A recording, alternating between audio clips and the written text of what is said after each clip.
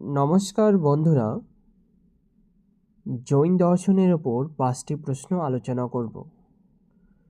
জৈন ধর্মের প্রকৃত প্রতিষ্ঠাতা হিসেবে কাকে গণ্য করা হয়? বর্ধমান মহাবীরকে। তার নেতৃত্বেই জৈন ধর্ম একটি সুসংগঠিত রূপ পায় এবং ব্যাপক জনপ্রিয়তা লাভ করে। মহাবীর কোন রাজবংশের সন্তান ছিলেন? গাত্রিক বংশের। মহাবীর গাত্রিক নামক এক ক্ষত্রিয় রাজবংশের রাজকুমার ছিলেন। জৈন ধর্মে কৈবল্য শব্দের অর্থ কী? সর্বোচ্চ জ্ঞান বা সিদ্ধিলাভ। জৈন ধর্মে জন্ম ও মৃত্যুর চক্র থেকে মুক্তি পাওয়ার জন্য যে পরম জ্ঞানের প্রয়োজন হয় তাকেই কৈবল্য বলা হয়। মহাবীরের সমসাময়িক মগধের সম্রাট কে ছিলেন?